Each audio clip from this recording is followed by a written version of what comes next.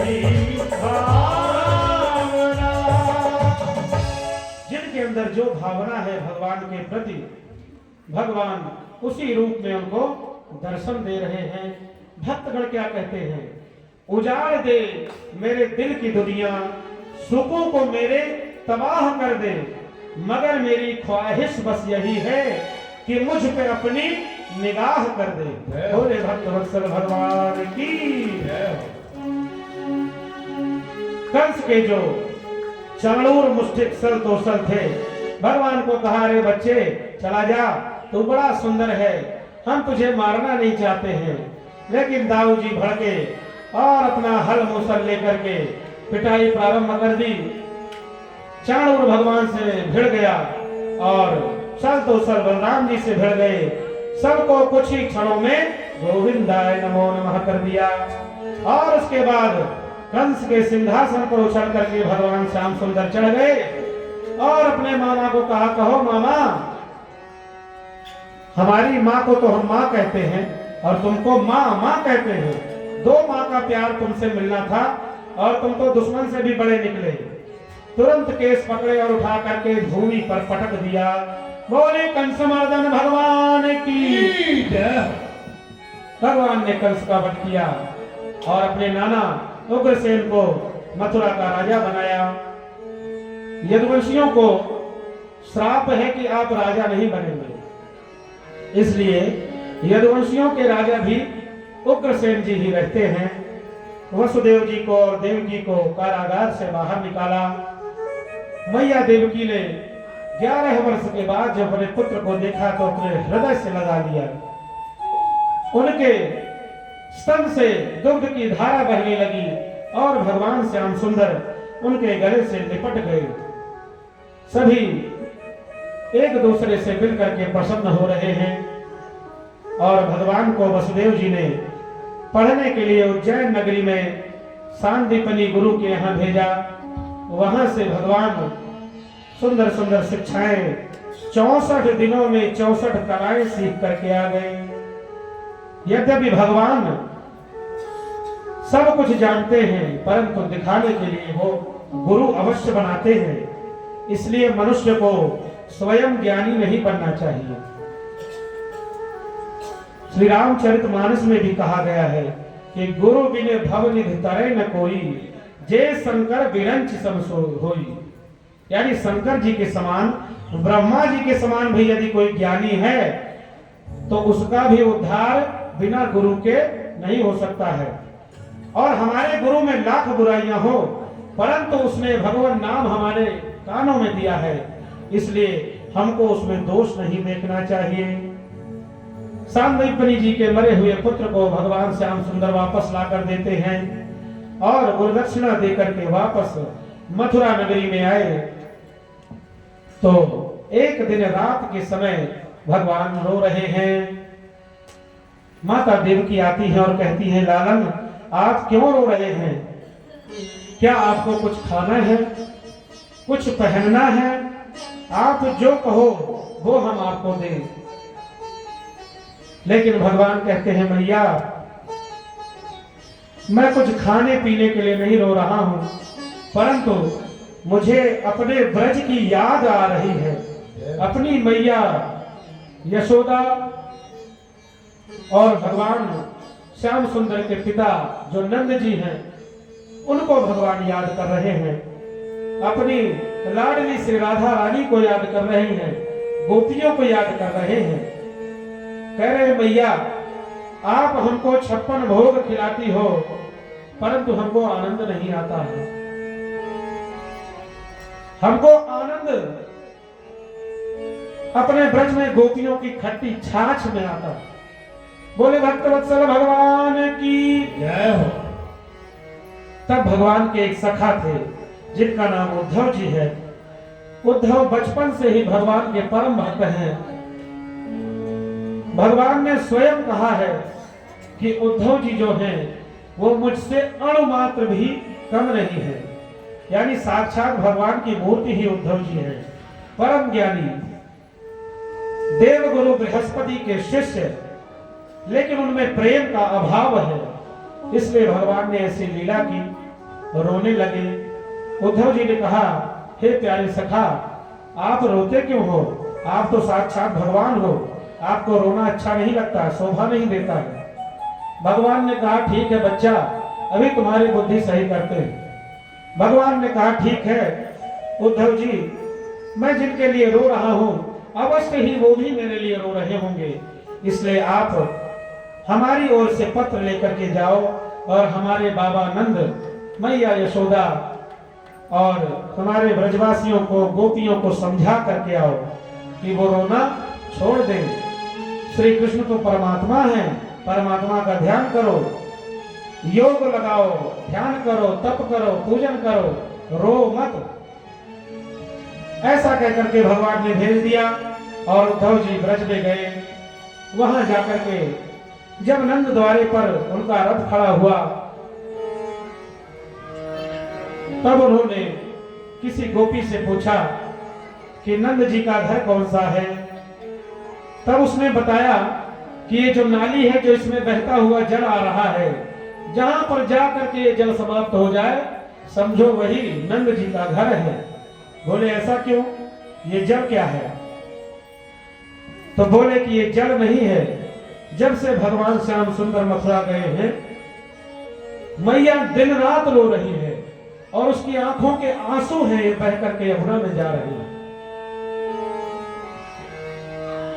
उद्धव जी नंद जी के घर गए, उनका रथ देख करके नंद यशोदा ऐसे भागे जैसे भगवान आ गए हों, जा करके उनको गले लगा लिया। लेकिन जब देखा कि ये श्याम सुंदर नहीं है, ये हमारे बाल कृष्ण नहीं है, ये तो उनके सखा हैं, तो उनको प्रेम से अपने हृदय को, मन को वश में करके अपने घर में ले गए। नंद यशोदा जी को उद्धव जी ने खूब समझाया और समझाने के बाद गोपियों के पास पहुंचे और सोचा कि चल करके गोपियों को ज्ञान दे और उनके अज्ञान को दूर करें। वो श्री कृष्ण को मनुष्य समझ रही हैं, लेकिन श्री कृष्ण तो भगवान है। जब वहां पहुंचे तो देखते हैं कि सारी गोपियां बैठ करके राधा रानी के श्री चरणों में और हे कृष्ण कर रही है। एक भंवरा उड़ता हुआ आया और बार बार राधा रानी के जो गले में माला पड़ी हुई है, भगवान श्री कृष्ण उनको जो माला पहना करके यहाँ से गए थे, ना उस माला को श्री जी ने बदला, ना वस्त्र बदला, ऐसे ही बैठी हुई है। उस सुंदर माला के आसपास एक भंवरा उड़ रहा है और उस भंवरे को गोपियां उलाहना दे रही हैं। मधुपक तव बंधो मस्पृशं सपज्ञा कुछ विलुलित माला कुमकुमश्मश्रुभिर्नः वहतु मधुपतिस्तं मानिनीनां प्रसादं यदु सदसि विडम्ब्यं यस्य दूतस्त्वमीद्रे। अरे कपटी, तो उसी कपटी कृष्ण का मित्र है, हमें मालूम है उसी ने तुमको भेजा है, क्योंकि तेरी भी वही आदत है, तू एक फूल पर अधिक देर तक टिकता नहीं है। इस फूल का रस चूसा, दूसरे पर पहुंचा, दूसरे का रस पराग ग्रहण किया, तीसरे पर पहुंच गया। उसी तरह से हमारे कृष्ण भी हैं। उस कपटी ने हमारे साथ रास विहार किया, हमारे साथ संबंध जोड़ा और अब संबंध तोड़ करके मथुरा की रानियों के पास गया है। हम जैसी मैली कुचैली दासियों को छोड़ दिया है। तू हमको मत समझा, हम सारे गुण उसके जानती हैं, वो कैसा है। अरे बताओ,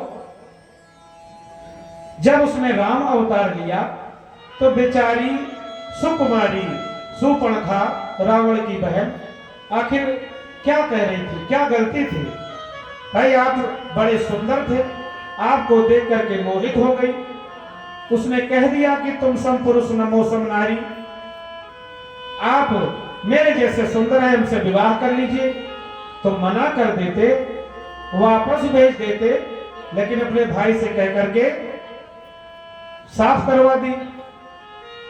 ऐसे कपटी हैं, इस प्रकार से नाना प्रकार की उलाहना दे रही हैं और विरहाग्नि में तप रही हैं। वहां पर उद्धव जी गए और उन्होंने समझाया कि हे गोपियों, आप लोग दुखी मत हो, वह तो परब्रह्म परमात्मा है, उनके लिए रोना ठीक नहीं है। उनका ध्यान करो, उनकी भक्ति करो, उनको प्रेम करो, परंतु इस प्रकार से व्याकुल मत हो। व्याकुल होने से कोई लाभ नहीं है।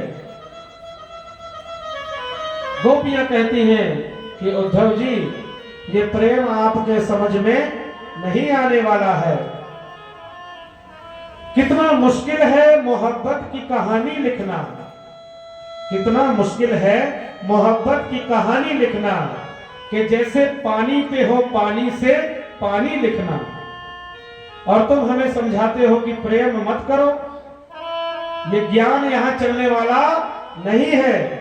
तुम जिस परमात्मा की बात करते हो ना, निर्गुण निराकार की, हम तो उसको जानते ही नहीं है। सूरदास जी ने लिखा है कि निर्गुण कौन देश को वासी। अरे उद्धव जी, वो निर्गुण किस देश में रहता है, जरा हमें बताओ तो सही, हमें दिखाओ तो सही। हम तो श्री कृष्ण को ही सब कुछ मानती हैं। ये तो प्रेम की बात है उद्धव, ये तो प्रेम की बात है उद्धव, बंदगी तेरे बस की नहीं है। ये तो प्रेम की बात है उद्धव, बंदगी तेरे बस की नहीं है। यहाँ सर्द के होते हैं सौदे, यहाँ सर्द के होते हैं सौदे, आशिकी इतनी सस्ती नहीं है। ये तो प्रेम की बात है उद्धव, बंदगी तेरे बस की नहीं है।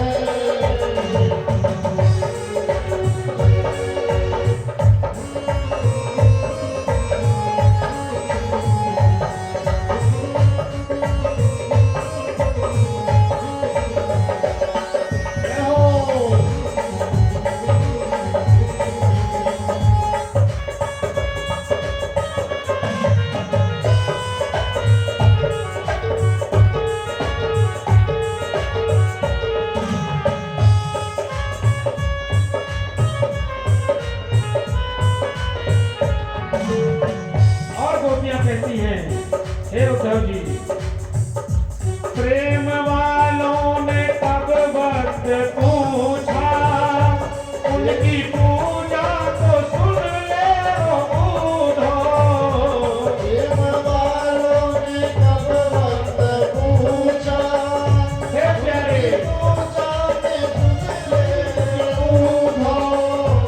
यहाँ दम दम में होती है पूजा, यहाँ दम दम में होती है पूजा, सिर झुकाने की फुर्सत नहीं है। ये तो प्रेम की बात है उद्धव, बंदगी तेरे बस में नहीं है। ये तो प्रेम की बात है उद्धव।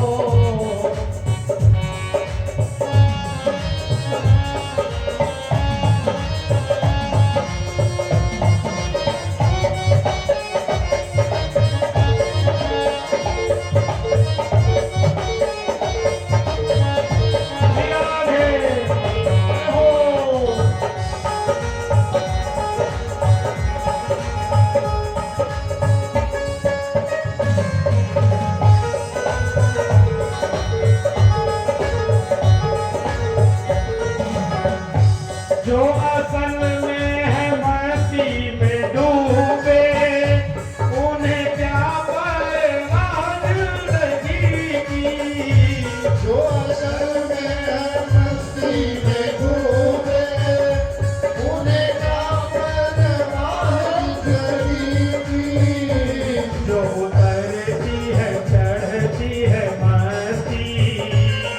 करती है चरण